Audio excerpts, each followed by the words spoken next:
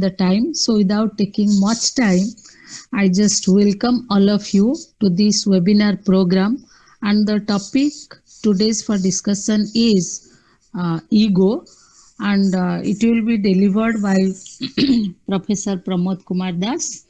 I think I was just thinking of the topic, a very small word which consists of only three letters, but it has profound meaning. So, how originally we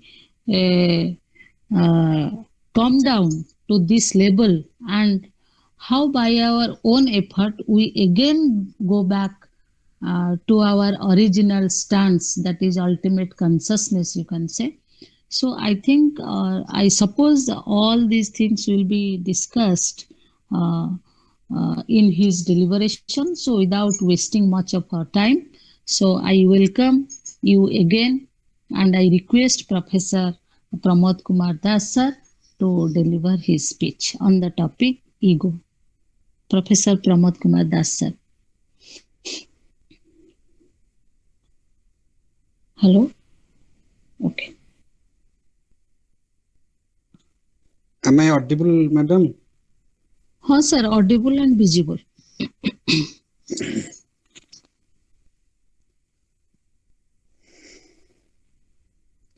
Respected Dr. Kalyani Soring, madam, very esteemed participants of this session. Today we have a very beautiful topic about ourselves, because we are all identified with our ego. Who am I? I am just an ego. Who are you? You are just an ego.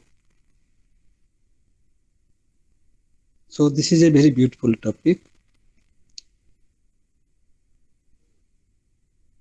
Ego is not foreign to our personality. Ego is very much native to our personality.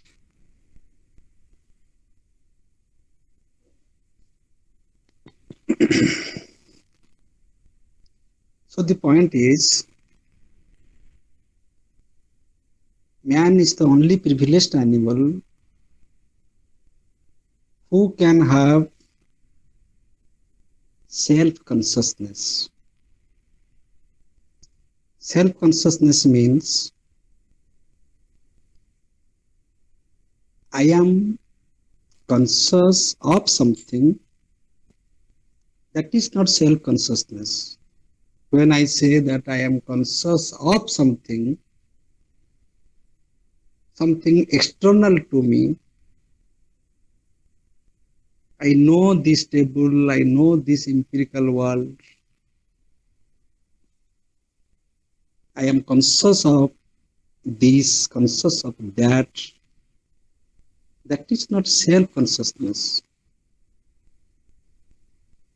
When I am conscious that I am conscious,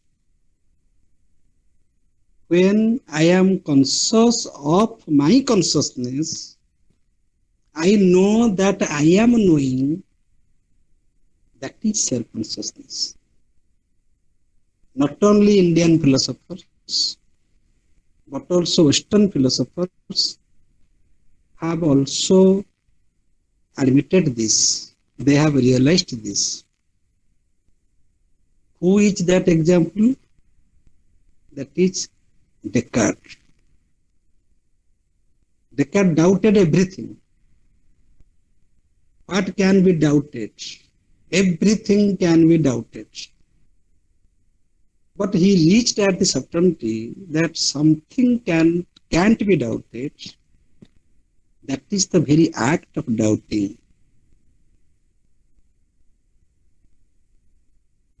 That means I think or I am doubting, that cannot be doubted.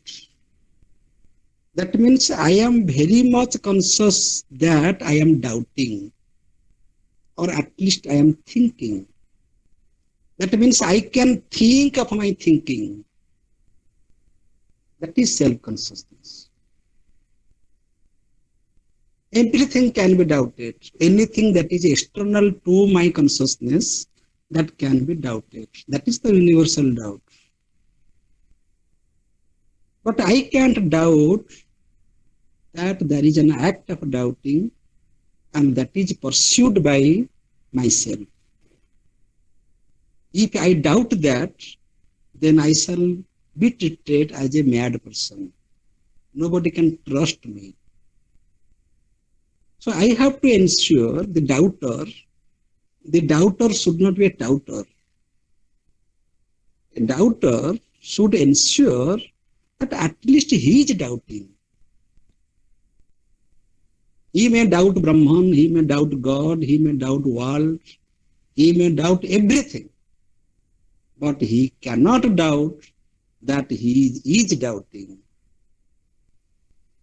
That is self-consciousness. So this is also admitted in Western land, in Western philosophy. I love Descartes because of this. Next to Descartes, Immanuel Kant. Immanuel Kant is very much conscious about the limitation of consciousness. That how can man know? What is the limit of knowledge? If we can have the best use of empiricism, best use of rationalism, best use of sensuous faculty and best use of rational faculty, we can at least know the phenomenal world. This is the limit of our knowledge, limit of our consciousness. Consciousness in their sense. In Indian culture, the status of consciousness is something different. So they call it knowledge, or the capacity of mind, or limit of mind, limit of human knowing. But the common point is that man not only knows something, man knows the limit of his knowing. Many times we commit mistake by taking the source of knowledge as the knowledge. That is a great mistake we do. And we call it pramana, the valid source of knowledge. The valid source of knowledge is a source of knowledge. That is not knowledge.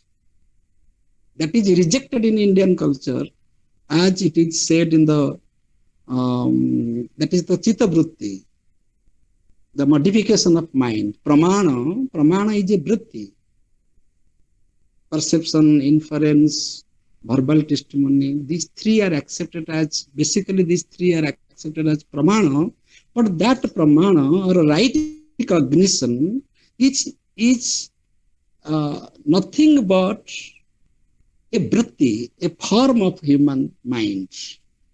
That is not self-consciousness. That is not pure knowledge. But in the Western land, they think pramana, or the valid source of knowledge, is everything. Science believes in perception. If something is perceived, his job is over. Science is satisfied with perception. Philosophy is satisfied with speculation. Views. My view, my system, your system. And that is based upon arguments, logical arguments. And many smart philosophers, modern philosophers, they went 2 steps ahead by declaring linguistic analysis as philosophy. But language is created by man. Language is conventional.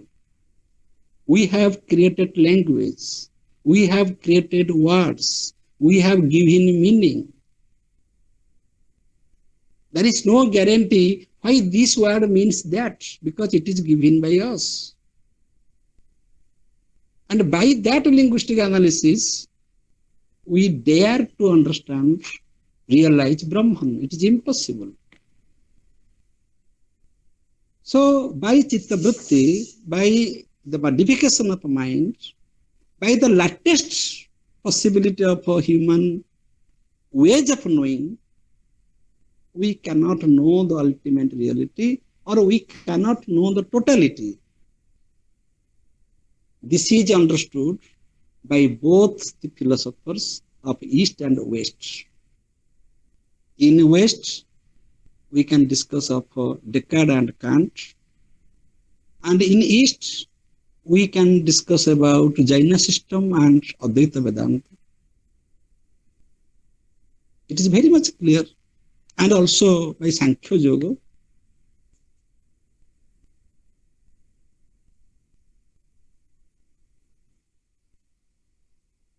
So from this, it is clear now,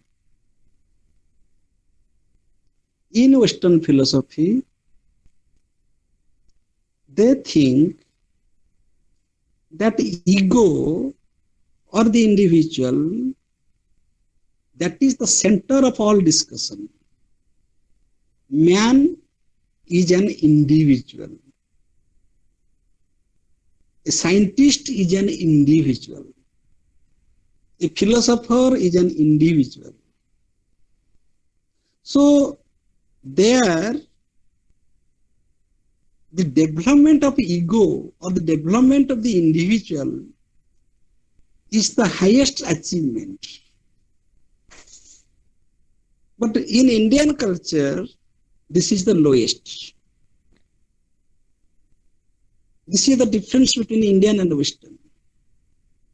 Because they don't understand, they don't go beyond this limit of ego.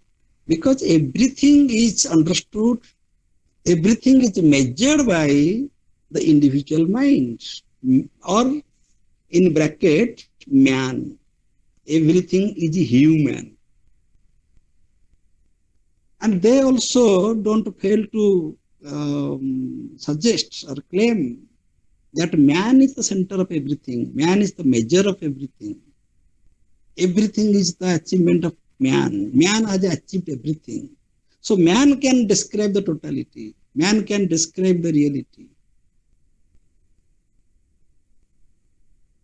Can describe or cannot describe, but man is the center.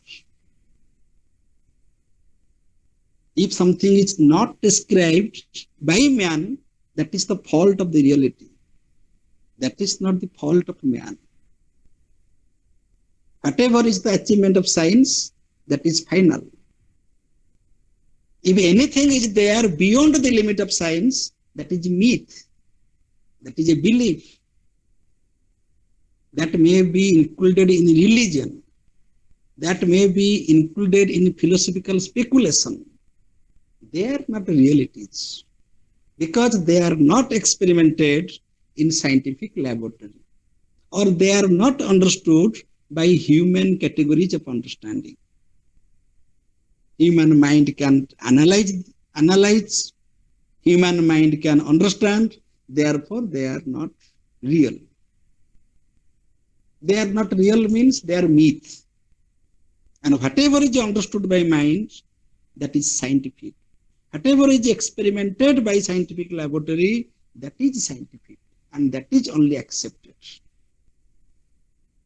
So ego is scientific. Self or soul, that is nonsense. In Indian tradition also, Buddha said this. Buddha also said soul is nonsense. There is no soul, Nairatyavada. There is only a series of perception, series of knowing, but there is no substance. Who knows? This is also believed in. Also Charvak. They don't believe in any substance. They don't believe in soul. They don't believe in any such permanent reality, substantial reality. No. Why? because it is very easy, it is very practical, it is very convenient to admit the ego, to admit the self-consciousness. That means the individual who is conscious. So here the self has two meanings. The self is the individual self, and the self is the universal self. The individual self is individual, is distinct, that is personal. The universal self, that is the essence, that is the unity in diversity, that is common in all beings, that is pure consciousness.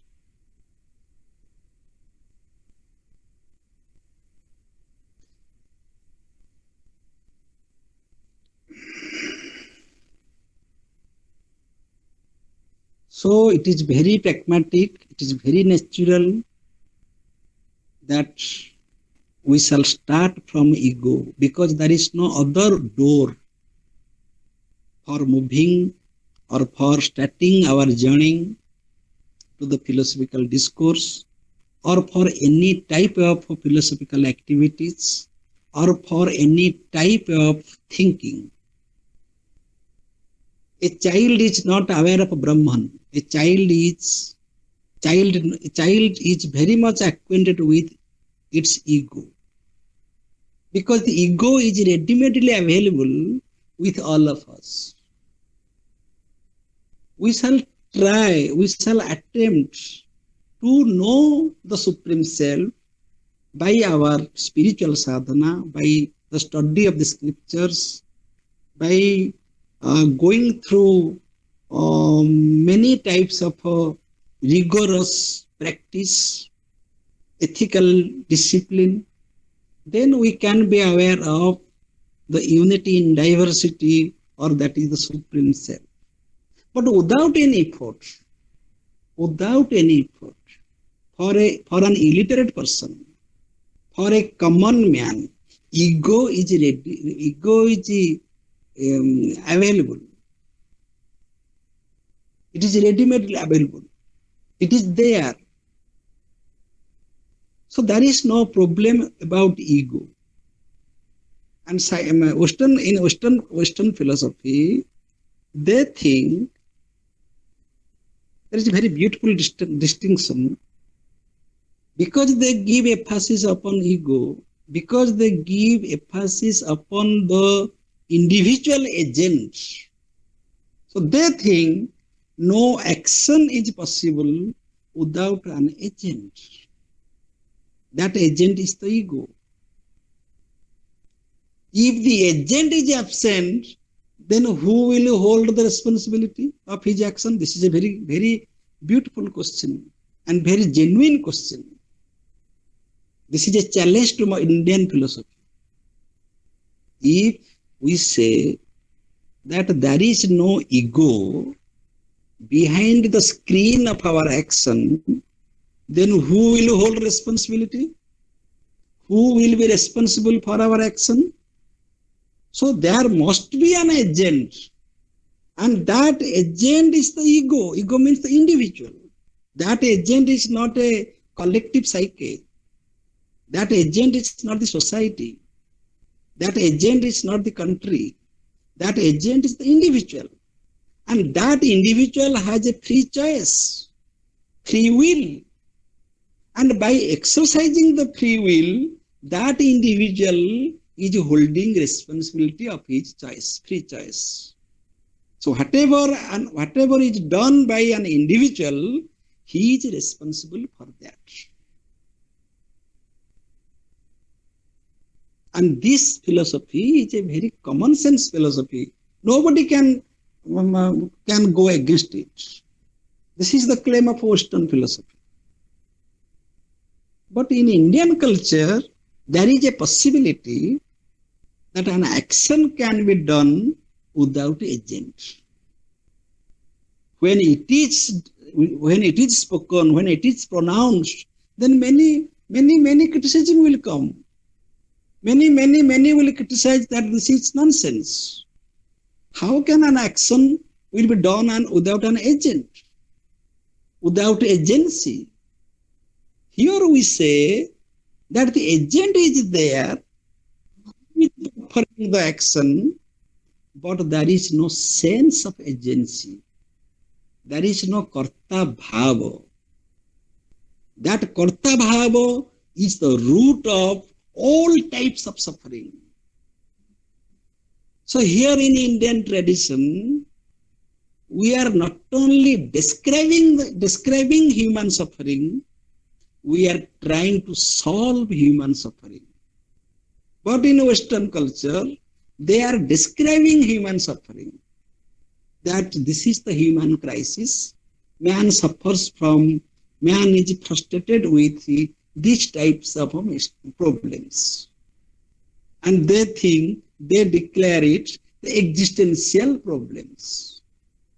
That there is despair, there is frustration, there is depression, there is distress. All these things are there because they don't have any solution. So their suffering is only descriptive.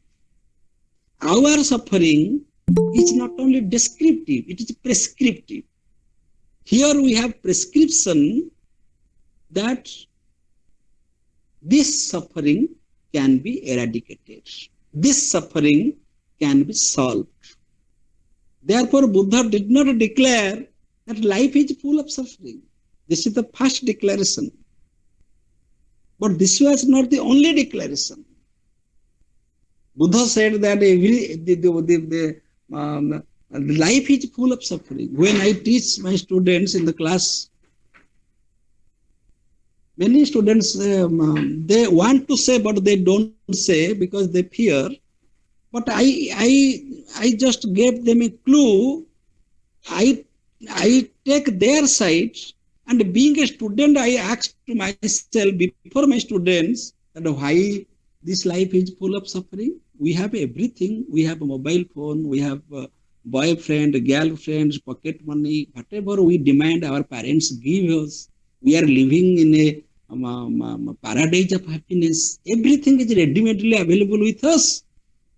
Then why then the students say, sir, yes, you are very much correct. So the declaration that life is full of suffering is a wrong declaration by Buddha. There is no suffering at all. Everything is pleasant. Every moment is pleasant. We have everything. Whatever we demand from our parents, we are getting. We are free to come to class or not to class. There is no restriction of attendance. Now it is out of our college. You may come to college or may not come to college. Nobody can be debarred from examination. What a paradise. There is fast food. There is every source of entertainment. And we have a cell phone. And everything is available in cell phone. Then how can you say that your life is full of suffering? When I say this, supporting the student side, students agree with me, sir, now you are correct. This Buddha is wrong. He had some problem with his wife or child or with his father or mother. Therefore, he left palace. He left everything. Then I suggest them, yes, everything you have, everything is pleasant for you, but remember one thing, the very source of your pleasure is the source of your suffering. Now students become silent. Whatever you think that this is the object of my pleasure, this is the object of my pleasure,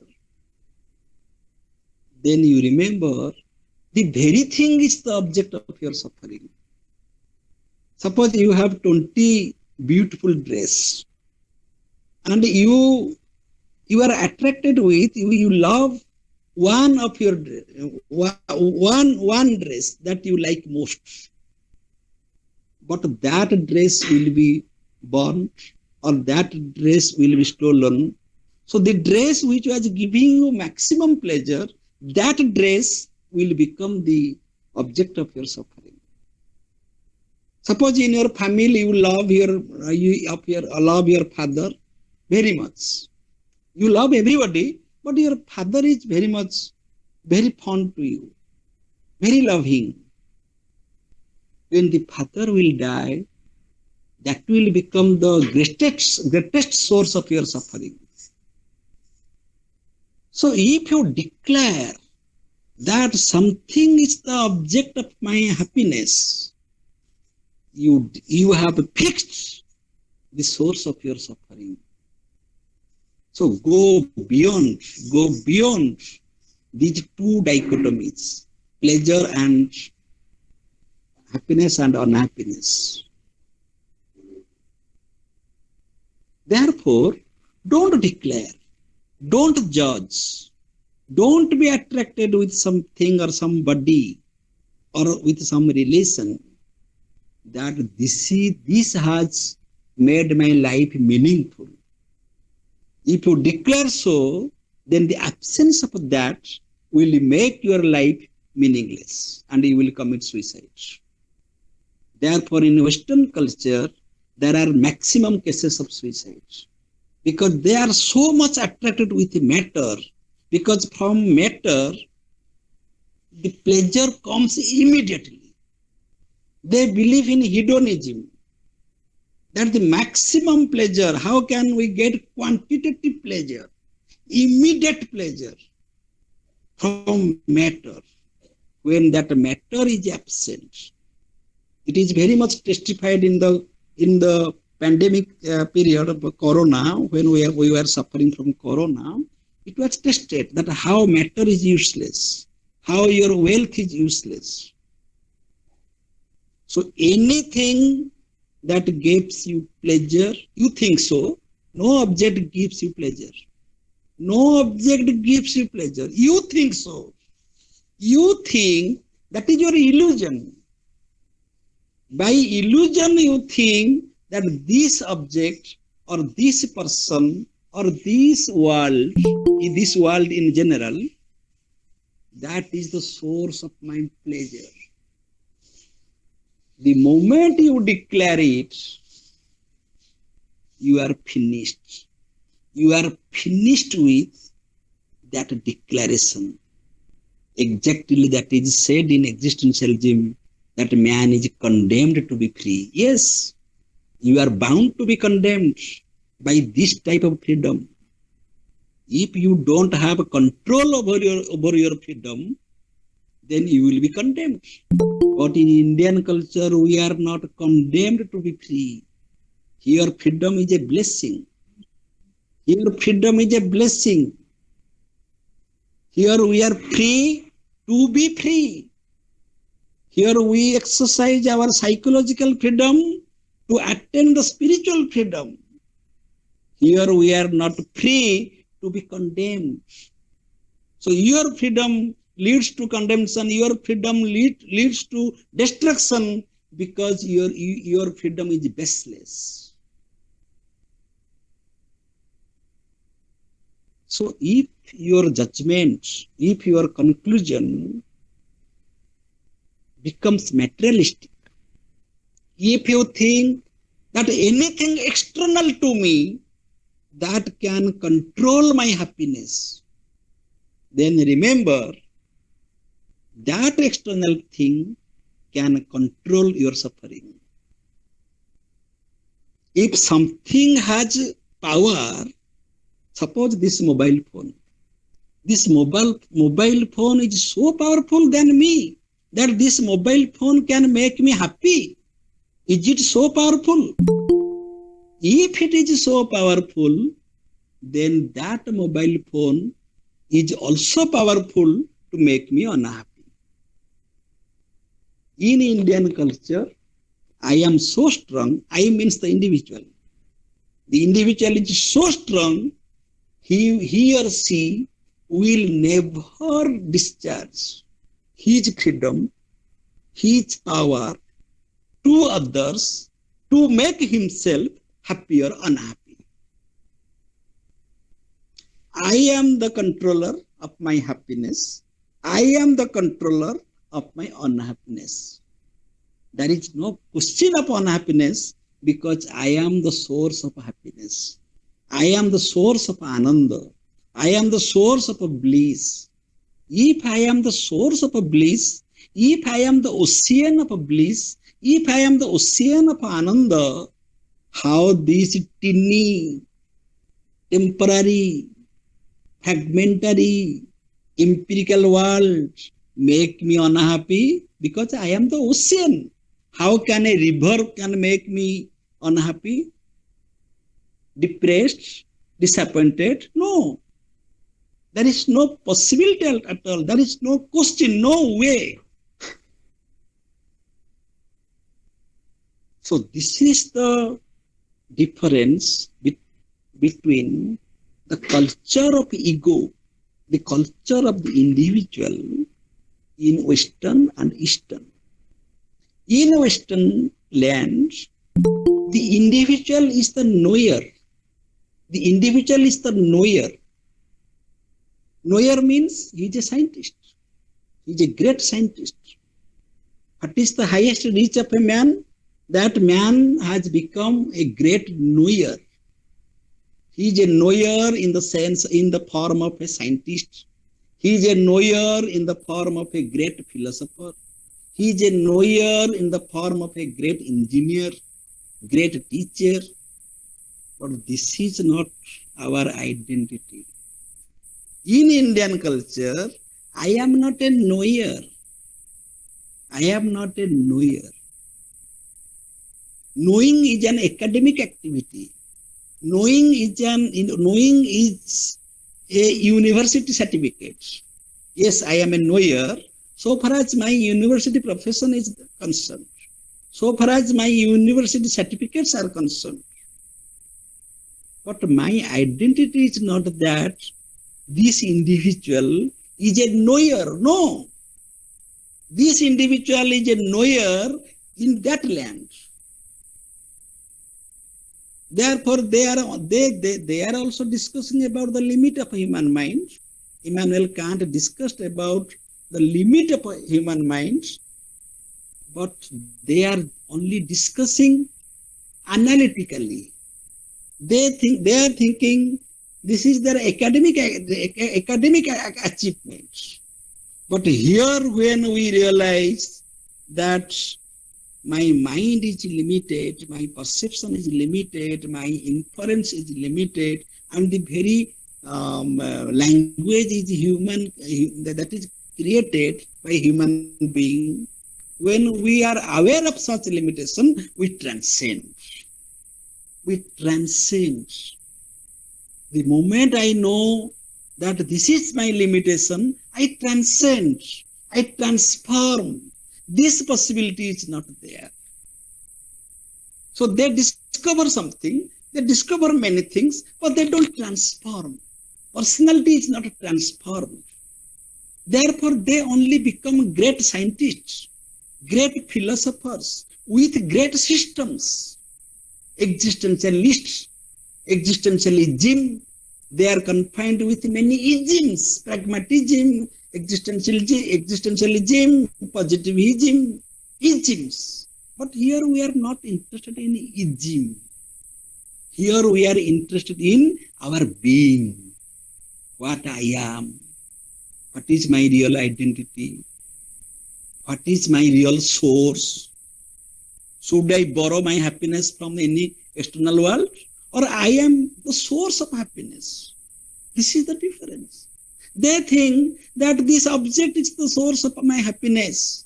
If this object, if I conquer this object, if I conquer this world, if I win this object, if I own this object, then I am happy. But in Indian culture, the process is just opposite. By giving, I am happy. They think by accumulating I am happy. We think by giving I am happy. You want to take, then you take. The moment you take, you took the responsibility, you took the liability of unhappiness. The moment I gave, I became free. So the giving is an attitude. Renunciation is an attitude. Sacrifice is an attitude. And the highest sacrifice, if there is any sacrifice in human life, the highest sacrifice, the sacrifice of ego. According to them, the highest achievement is the achievement of ego. This is the difference. In our culture, the highest sacrifice is the sacrifice of ego. Sarva dharman paritejya mamekam saranam braja. Sarva dharman paritejya means the first thing you have to sacrifice, that is ego.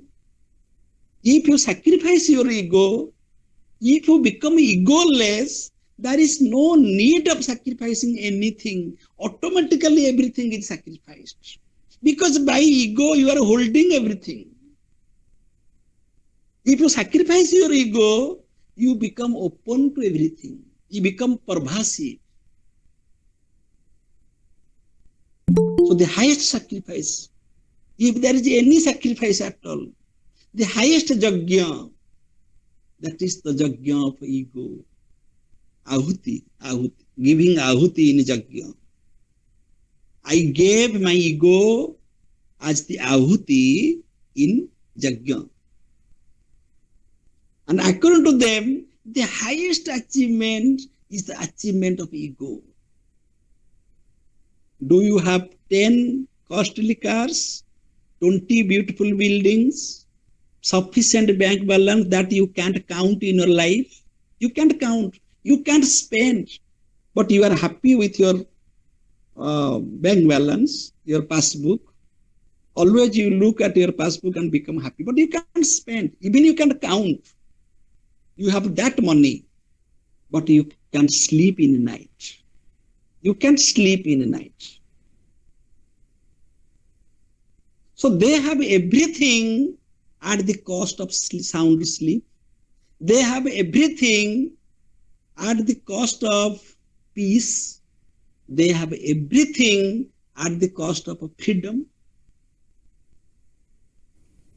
But here we have a peace, freedom, and what are the now?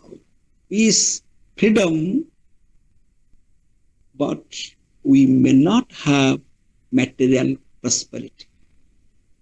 Because the material prosperity is very much necessary, because without that we can't live. Artha and kama, they are purusartha, they are empirical values which are very much necessary, because without that without that man cannot exist at all. For the survival purpose, for our existential, for our existence, these empirical values, artha and kama, they are very much necessary, but they are not our ultimate value. We don't believe in artha and kama as our ultimate value. That we don't think that only the Western land such people know. Here Western is a symbolic. Here I don't criticize any land.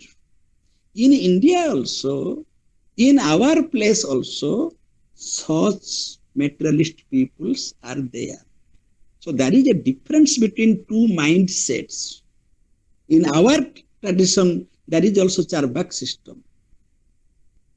So it is not that Eastern land and Western land. It is between two mindsets. And those who claim about material prosperity, they think they are men of wisdom. They are intelligent. They are wise. Why? Because they are grounded with something which is very much necessary for our empirical existence, that we have sufficient asset, sufficient resource for our empirical existence. Therefore, we are wise.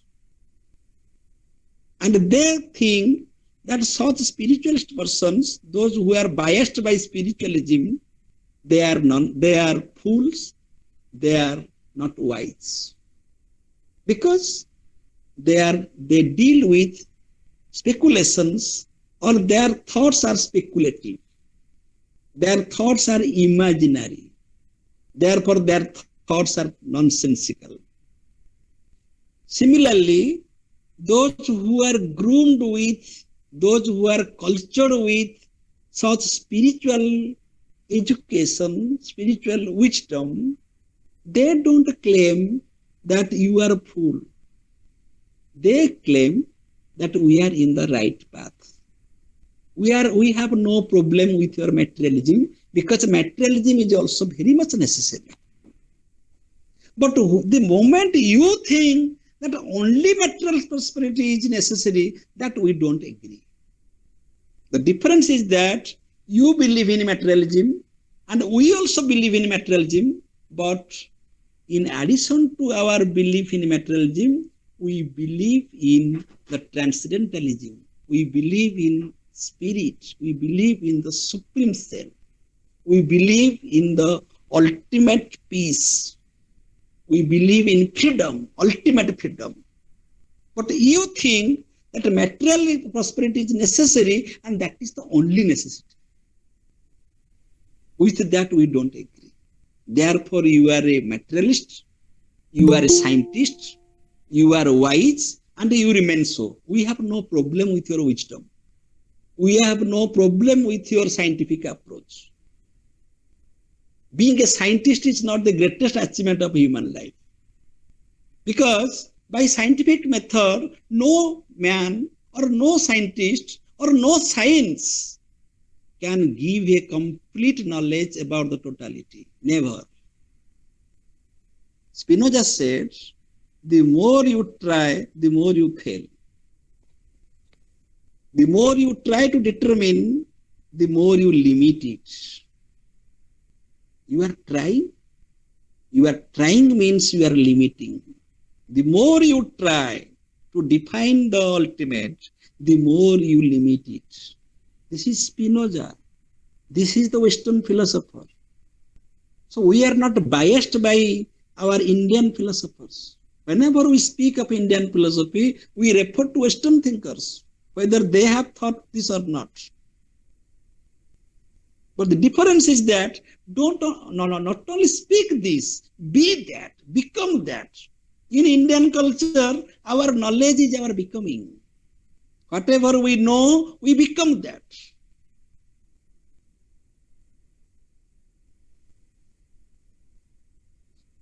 So the point is, from the childhood,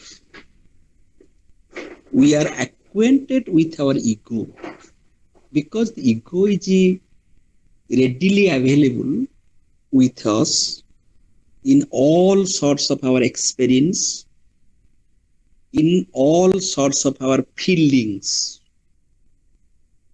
our way of living. In every sphere of our life, in every facts of our life, we are acquainted with our ego, our individual self. But the real education is to know the real address of that individual,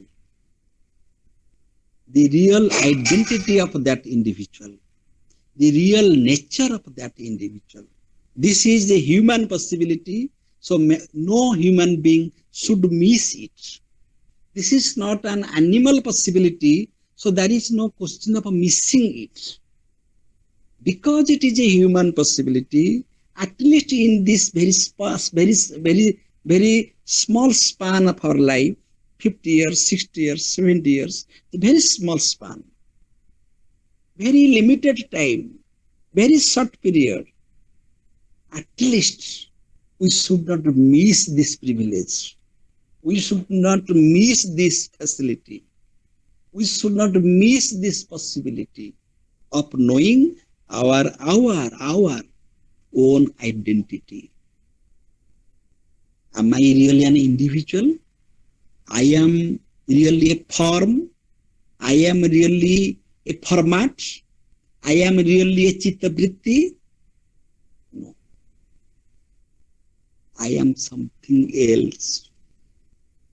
How can one demonstrate it? How can one know this? One thing was in a very nice occasion, in a very beautiful evening, I was talking with Professor Hudanand Rai over phone. Suddenly he asked me one question, that he has written a very beautiful book in Odia, very small book, Advaita Vedanta Sara, like this. I told that I have read that book. Then he told me, speak in one sentence what you have understood.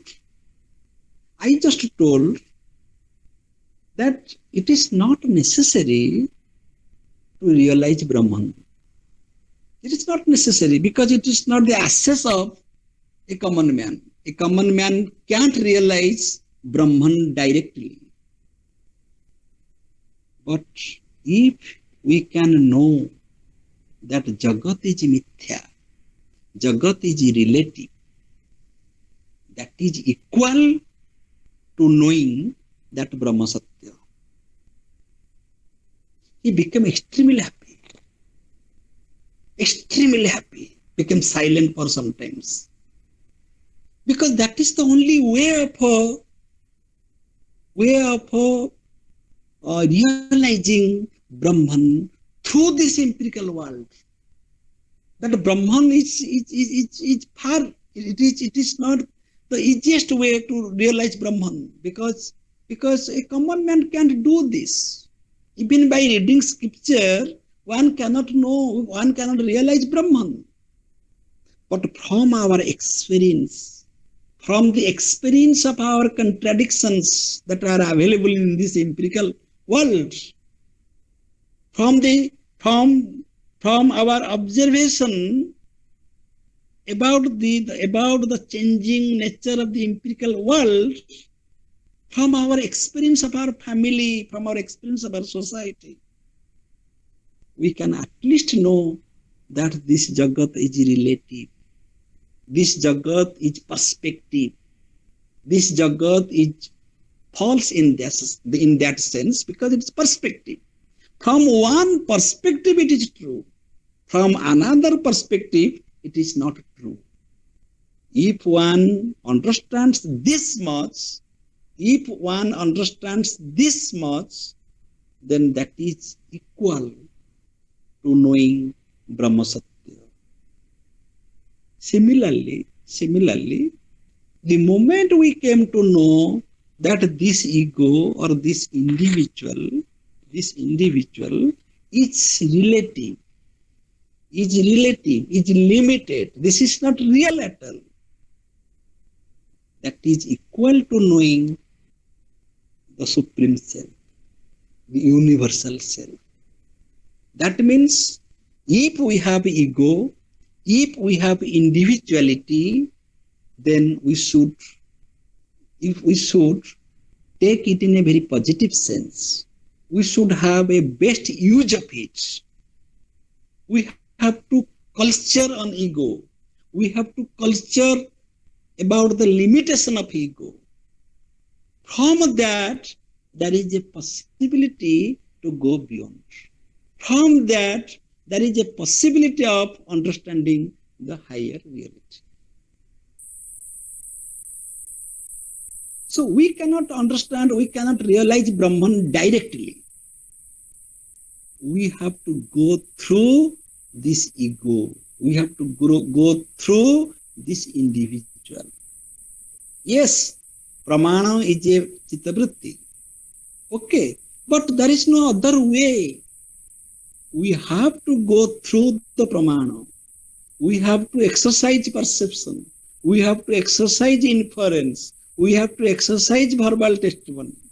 But in course of our epistemological journey, we gradually we shall be aware of its limitation. That my perception is subject to error. That is illusion and hallucination. My inference is subject to error. There are many inferential errors, errors in arguments, and verbal testimony. It is baseless in the sense because it is created, it is conventional. That is a human tool, we have created it. We have created it. So any source of knowledge that invites error, if there is a possibility of error, that can't give you that realization because it is erroneous. The process is erroneous. There is a possibility of error in perception. Therefore, I can't claim that my perception is the knowledge. My perception is attempt, is an epistemological attempt. It is a trial. It is an attempt to know the reality, but that is a failure. Because that is subject to error. My inference is another attempt. Verbal testimony is another attempt. There are other sources of knowledge. These are only attempts, human attempts. But man itself is a format. Man itself is a format. Man is a part of nature. So being a part of nature, being conditioned by a human format, man cannot describe the divine format, the total format. This is very clear. Suppose we have a bag or we have a small bucket. With that bucket, with that small bag, container, we cannot accommodate the whole ocean. It is impossible. If we have a river, very big river like Mahanadi, that Mahanadi cannot accommodate the ocean. It is impossible. So man is the river, reality is the ocean. So man, the human format, however rich it may be in empirical understanding, in rational understanding, in linguistic understanding, that is only human format, and by that human format, the reality cannot be described. This is the greatest achievement, declaration of Immanuel Kant and Shankara, and also Mahavira Jina in Indian philosophy. And that is the highest knowledge. The highest knowledge is to know the limit of knowledge. That was also declaration of Socrates. That at least you know that you don't know. At least you know that you don't know. If you know that you don't know, then you are a man of wisdom. If you do not know that you do not know, then you are simply a fool. And your life becomes meaningless, useless. So we have to admit the ego because that identity is necessary. Without my ego, I cannot become a father, cannot become a teacher, cannot become a son, cannot hold any responsibility. Who is serving in college? Who is getting salary? Not Brahman. Brahman is not serving in college. Brahman is not getting salary because Brahman has no need of salary. No need of salary. No, nothing. So the individual is serving in college, the individual is getting salary, and the individual has family, the individual has many relations. This is very much pragmatic. but keep it in that limit. That is not the whole life. This is only living. This is not life. We are living with our ego, but our ego is not our life. We are living with our ego. Ego is necessary for our living in this empirical world. But ego is not life. Ego is not peace. Ego is not the source of wisdom. Ego is not the source of peace. Ego is not the source of freedom. Therefore, in Indian culture, we are not denied of, we are not devoid of enjoyment, attachment. No. There is a prescription of enjoyment. We should enjoy. We should have empirical values. We should have our individuality. We should have your personality. We should have. But at the same time, there is a culture of enjoyment. There is an art of enjoying. That is tena tektena bhunjita. That means you enjoy with a sense of detachment. Attachment through detachment. Attachment through detachment. So you have a mindset of detachment. You have a mindset of sacrifice. With that mindset, if you are attached with anything, then that attachment can't attach you. You are attached, but your attachment can't attach you. Because that attachment is backed by, is prompted by, is groomed by a sense of detachment. They are attached and they are ruined by their attachment.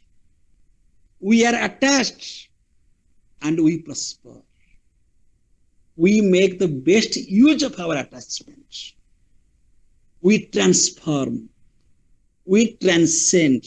These words, transcending, transforming, are very much native native to Indian culture. Because we not only believe in that, we are that. We are our wisdom. Whatever I said till now, that was my introduction. Just I shall speak only 10 minutes, and that is my real talk.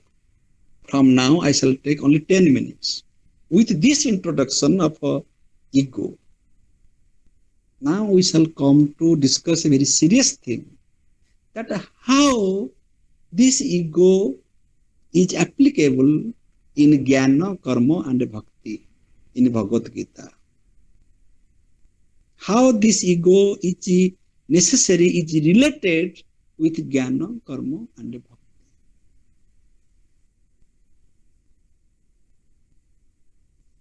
Which was my starting point, that they think that action cannot be done without agent. We think that action can be done without agent. You are simply an instrument. You are not the real agent. Agent means you are not an agent, means you should not have the sense of agency. I am doing. I am giving an example.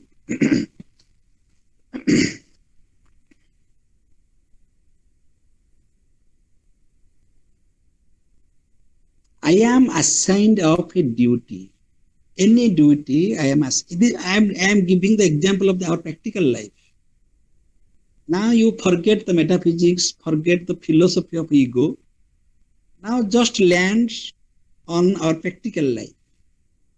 Anybody is assigned of a duty. We are doing a karma, we are doing an action. Is it necessary to declare that you are doing it? Is it necessary to meditate? Is it necessary to remember? that you are forgetting that you are doing, therefore you are remembering. That somebody is challenging that you are doing, therefore you are claiming.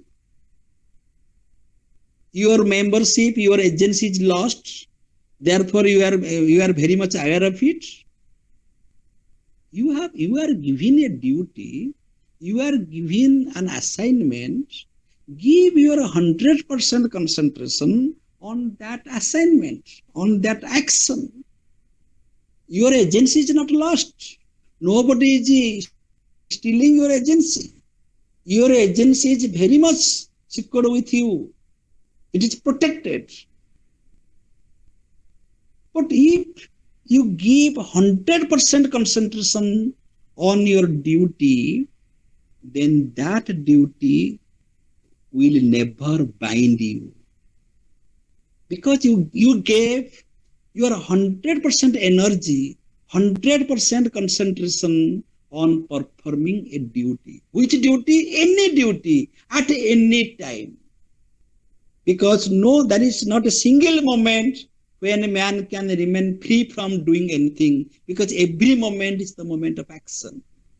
So every moment is a moment of assignment. Every moment is a moment of duty. So the moment you in the bracket, the moment you are doing an action, why you are conscious that you are doing that action? Because the very you is there. That you sense or that I sense, that agent sense disturbs in the concentration of duty. I am giving an example. Suppose a doctor is operating in the operation theatre, operating on a patient, and a very critical operation. Should you imagine, can you imagine that at every moment, every course of operation, the doctor thinks that he is an expert, he is a specialist, he is operating, I am operating, I am a doctor? No.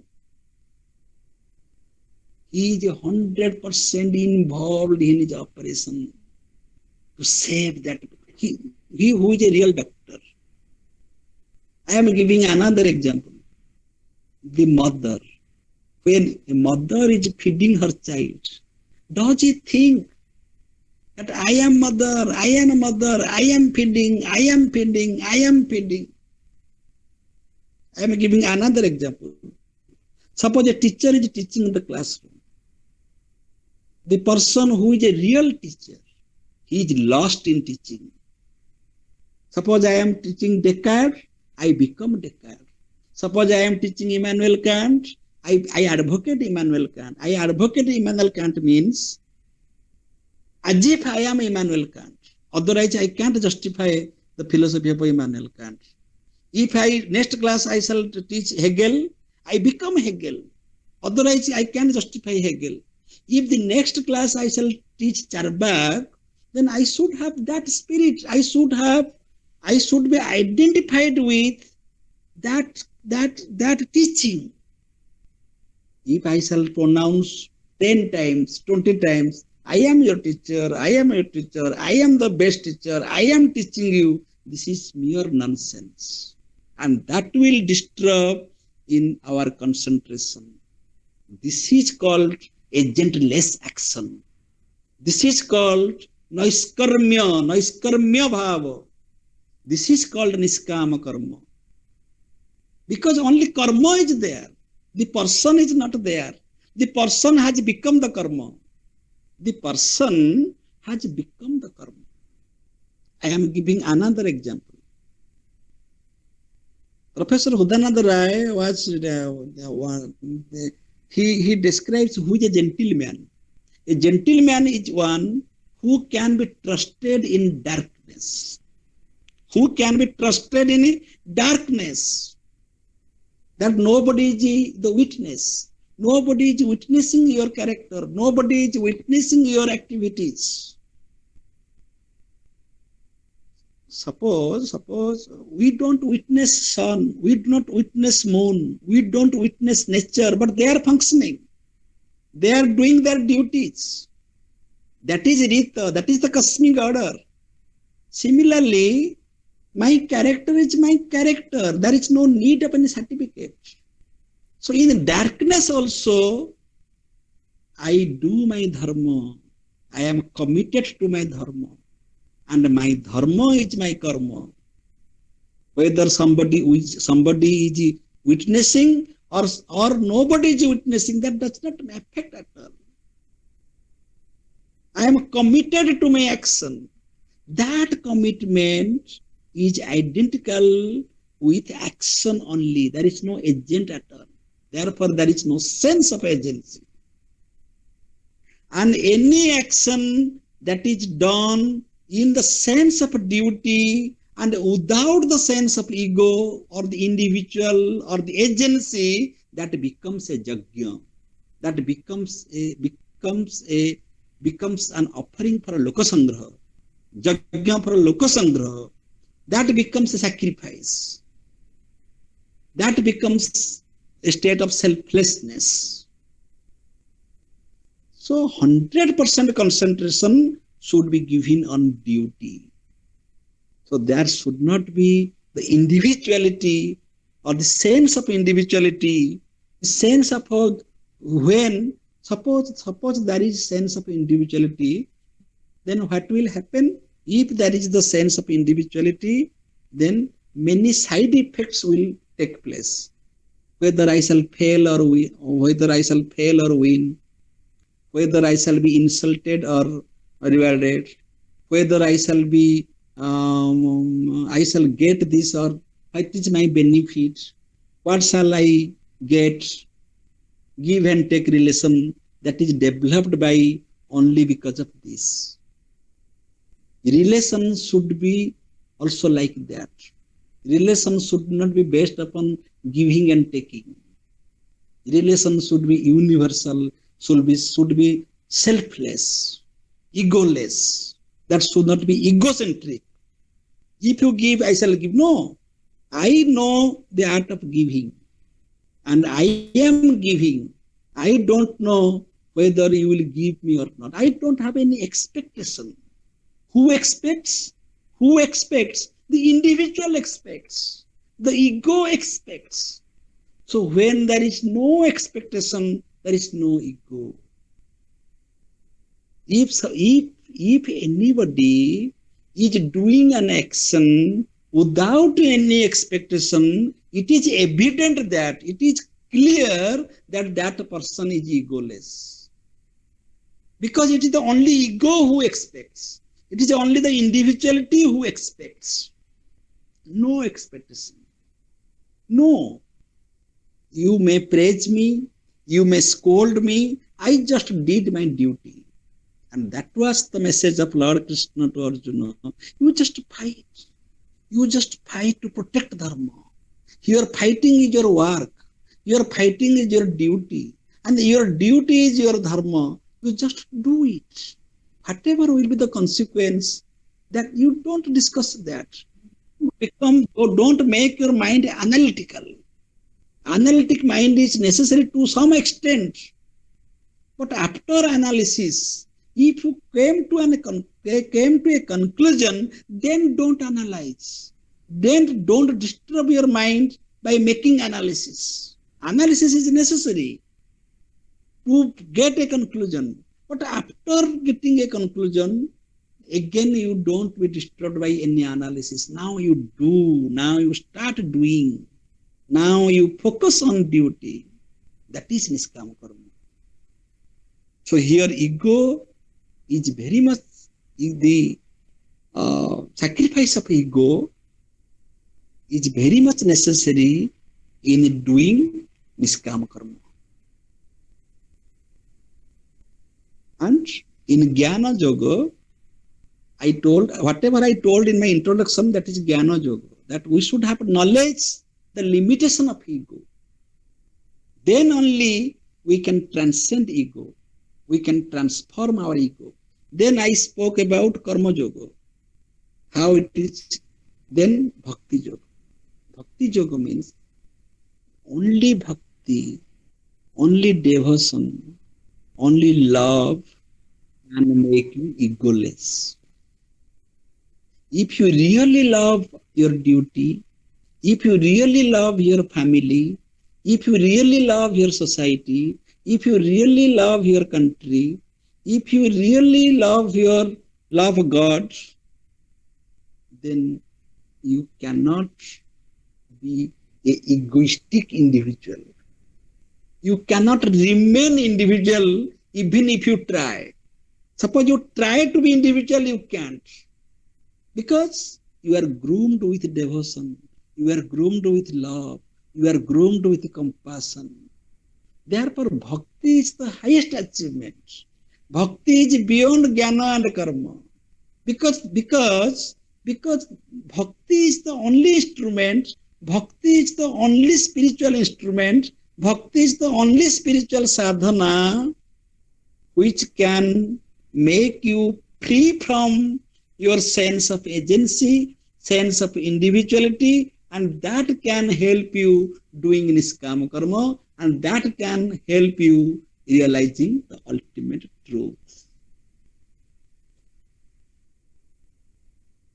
Therefore, egoless means one should be groomed with the depth of devotion, depth of love, compassion, forgiveness. All these cardinal values will be will become our character, will become our character if we shall have bhakti sadhana. We shall have bhakti sadhana. When Immanuel Kant said, duty should be done for the sake of duty, there is a limitation because there is no bhakti in it. It is very analytical, it is mathematical, it is logical. But man is not a logical being, man is not a mathematical being. Man should not do his duty like an ATM machine. Duty should be done for the sake of duty with a sense of feelings. This is the addition. Duty should be done for the sake of duty with a sense of feelings, with the knowledge of contextuality, with the knowledge, with the sense of the betterment of society, lokasangraha. If suppose duty should be done for the sake of duty, then who will decide what is your duty? That is the question. We agree that if the duty is decided, then I should be committed to my duty. Kant is all right. But who will decide that this is my duty? The context will decide. The intention will decide. The existential necessity will decide. The social necessities decide. Will decide. The social context will decide. What is my duty? So that decision cannot be through mathematics, cannot be through logic, cannot be through analysis. That decision will come from the heart. That decision will come from the love and compassion. That decision will come from the love for the community, love for lokasangraha. So bhakti is the root of duty. If you don't love, there bhakti is also root of knowledge. Shraddhavan labhyat jnana. Shraddhavan labhyat jnana. Without bhakti, you can't have that knowledge. If you are misguided by passion, then you cannot culture devotion. A materialist person, he is very much biased by passion. Your passion is not the door to devotion. So you choose whether you need passion or devotion. If you seek passion, you will become passionate. If you seek devotion, you will become divine. So whether you will become a passionate man or a divine personality, the choice is yours. So duty should be done For the sake of duty, it is not a mathematical equation. It is not a logical formulation. It is not so logical. It is not so mechanical. I have to decide what is my 2 minutes, 2 minutes more. I have to decide what is my duty first. So my context will decide. Telling lie is the virtue. So one should tell a lie, whatever may be the consequence, deontological theory. Whatever may be the consequence, irrespective of the consequences, one should tell a lie. No. If my telling lie is a problem for the society, is the problem for Lokasangraha, I should not. That flexibility is there. So dharma is flexible in that sense. What is my dharma? In a particular context, I should do that.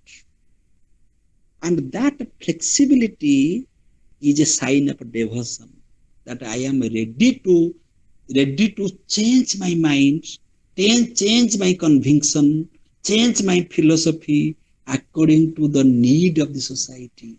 That is egoless.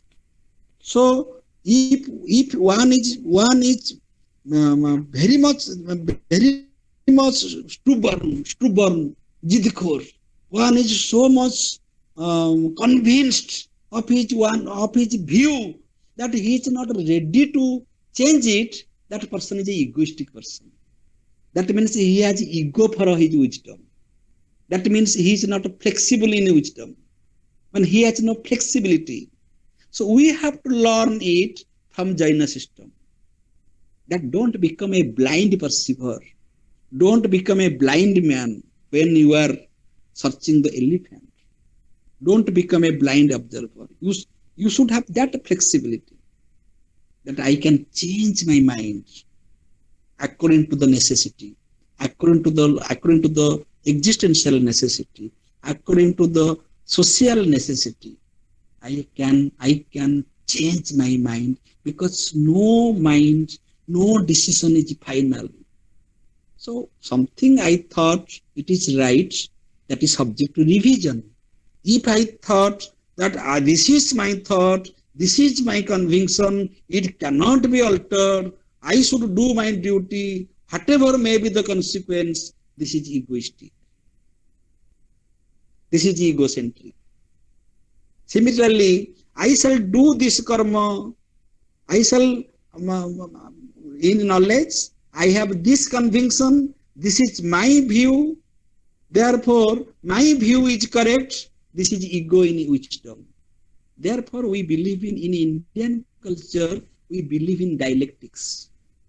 In dialectics what happens, we are always ready to accept the opposite.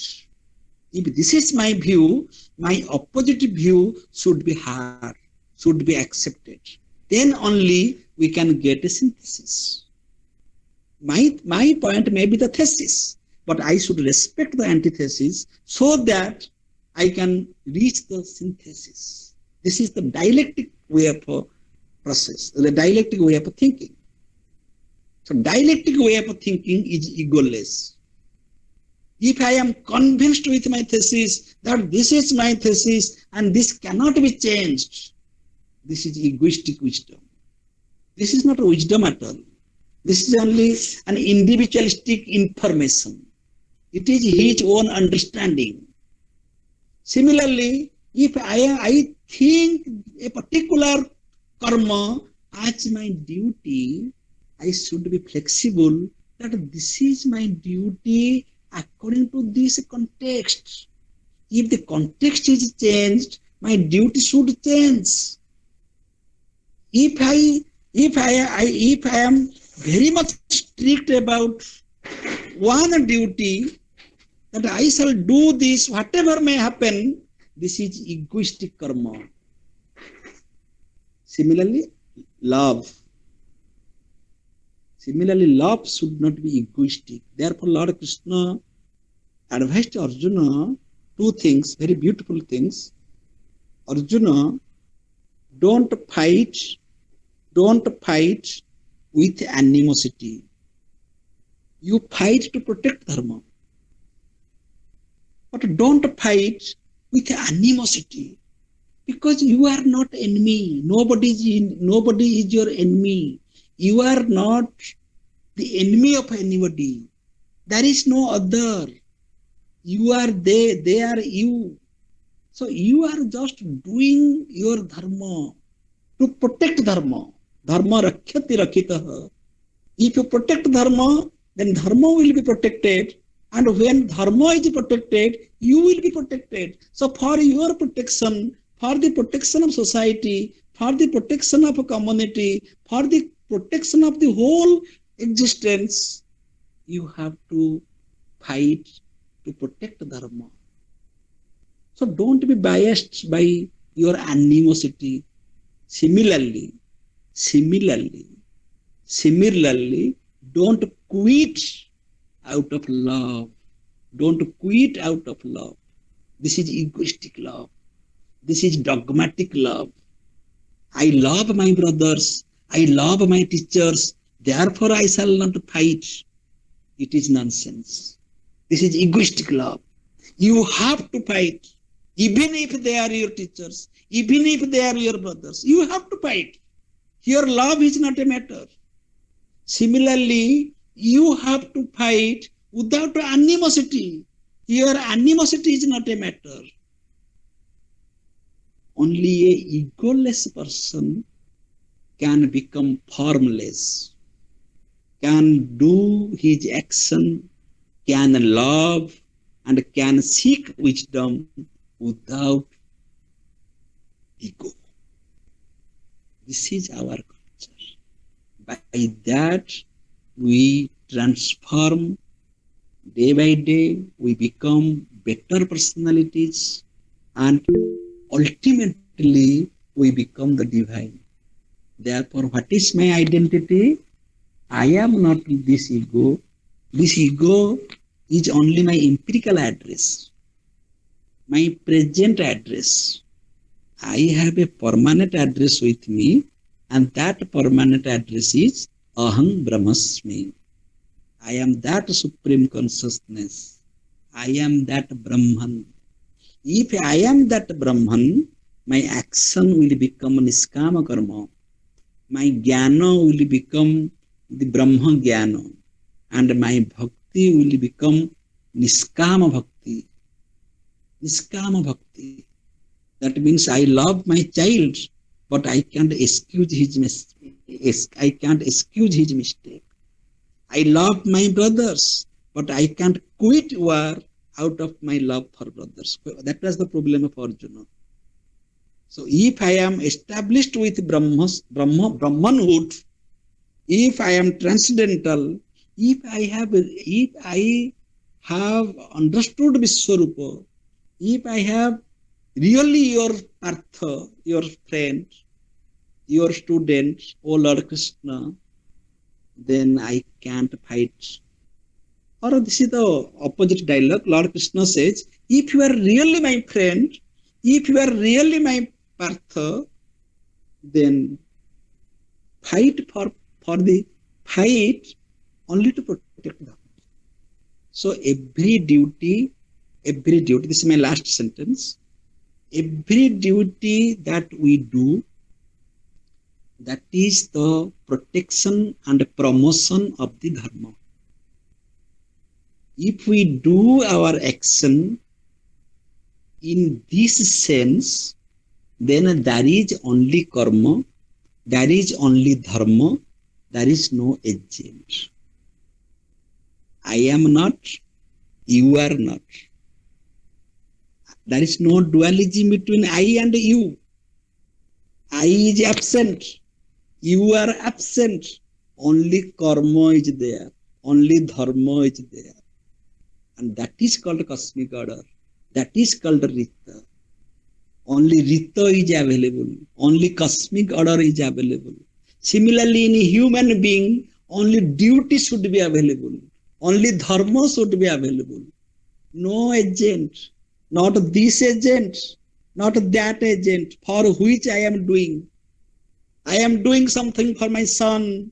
So no son, no father, no teacher, no student. In the classroom, There is only sound of teaching, as if there are no students, as if there is no teacher. Only sound is coming, sound is there, print of silence, and there is only sound.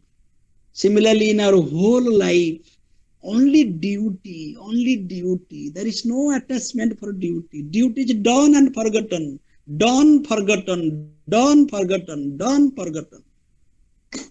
Thank you. Thank you.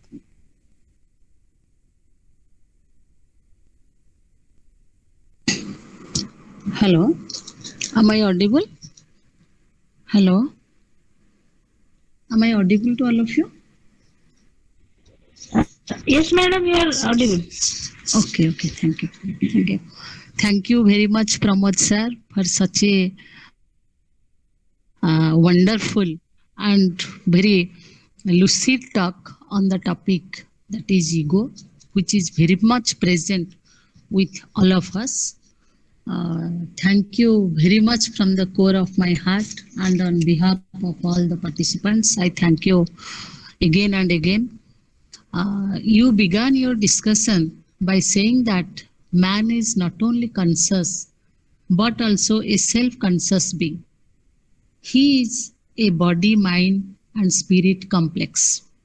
He is equally inquisitive, and he had his personality, or you can say his individuality. Hence, we can say that ego is the center stage of all forms of human transactions. Ego is the principle of individuations. It is the claim for agency, but there is also a scope for suspending the sense of agency. Suspending agency is not at all an easy affair to practice. It needs many more things that you have highlighted many more times in your deliberations. But once our ego is controlled, we can say that through controlling one's own ego, one can participate in this never-ending happiness. For this, we have to understand who am I, what is my source, what is my aim or goal, so on and so forth. Whether my happiness lies in self-accumulation or in tena tyaktena bhunjitaha. Therefore, to loosen one's individuality, one must sacrifice his ego. Sacrificing, no doubt, is an attitude, but sacrificing ego, you have mentioned in your deliberation that it is the highest form of sacrifice, which will land all of us in eternal abode of happiness.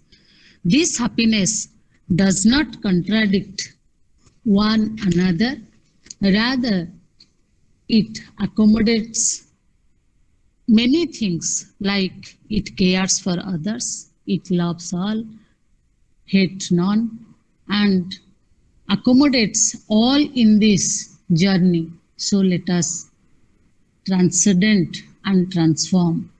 By that, one will not be knowledgeable, rather he or she will become wise.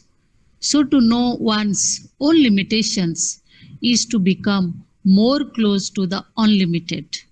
So take ego as only a springboard to move upward in the spiritual journey, in the path of eternal peace, with the depth of devotion, love, compassion, empathy, with sublimity of knowledge, and perform actions with right ideation.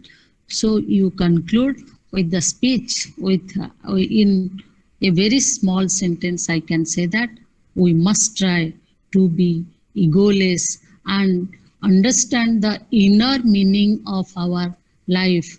That is, we must realize, we must proceed in the spiritual journey. Thank you. Thank you very much, sir. With this, I request the participants, the topic is open for discussion for all of us, and I request the participants to unmute themselves and ask their queries to Professor Das. Anyone, if anyone have any query, please unmute yourself and ask the query. Yes. Thank you very much, madam. Madam, sir, in your discussion, you told that we have to limit our ego. First of all, we don't know from our childhood. We don't know about what is ego. Ego is automatically developed in our thinking mind. Then, as per your advice, from ego to ego, we have to go ahead, egoless. By that, we can transcend or anything else, or that is called limitation of ego, or in our social life or in our life, we have to be conscious. We are being conscious of ego to become egoless, and that is the way to become egoless. Is it correct that I understand, sir?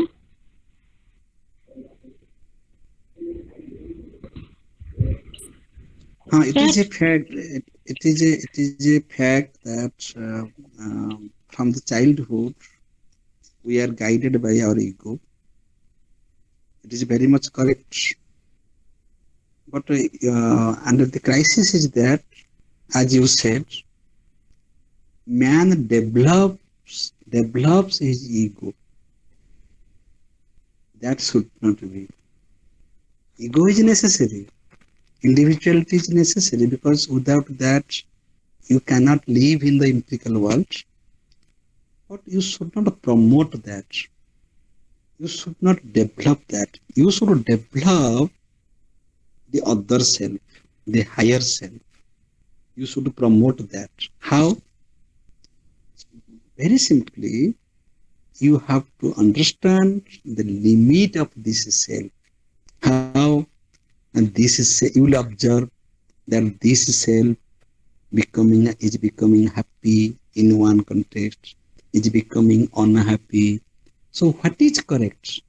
My being happy is correct, or my being unhappy is correct? So from this changing phenomena, you will come to understand neither this self is happy nor this self is unhappy. This is only ego who is becoming happy or unhappy. So if anybody develops his or her ego, then he or she will be condemned.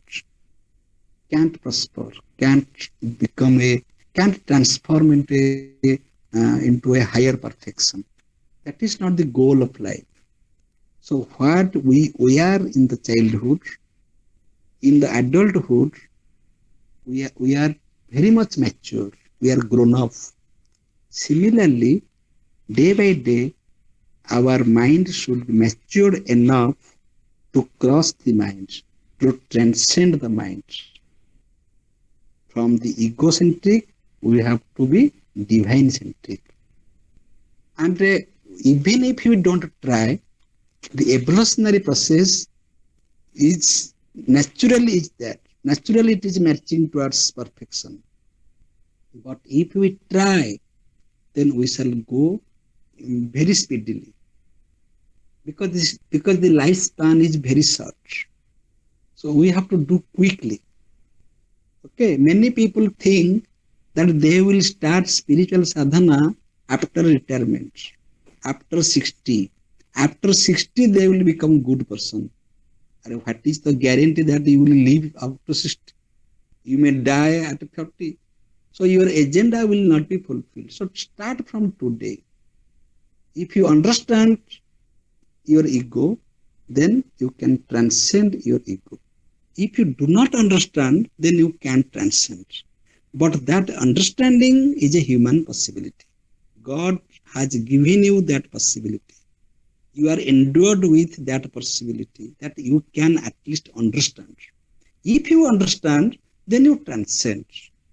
If you understand and don't transcend, then that is Western philosophy. They only understand, they only analyze, they don't transform, they don't transcend. But in Indian culture, we are advised to understand, to realize, and at the same time to live accordingly. Okay. So the moment we argue with our husband, with our children, even children, there is a contest of ego. I am saying so and so, you are saying so and so. We are giving logic. Logic is a very bad tool for the development of ego. Suspend all these things, because every logical argument is relative. So why should I spend my valuable time for this logic or that logic? Because when I am getting asleep, when I am sleeping, there is no logic. I am sleeping a logicless sleep. There is no logic in my sleep. Speechless sleep. Okay, that is, we have to release that. That person can feel the hunger of a dog. That person can feel the thirst of a plant. That person, I forgot to give an example, that your action should be like the music. In music, what you observe, that there is a beautiful harmony between different instruments, and all instruments become one music. Similarly, your entire personality, your wisdom, your love, your commitment should be committed, should be invested in a particular action, so that it will sound musical, it will sound rhythmical. Okay.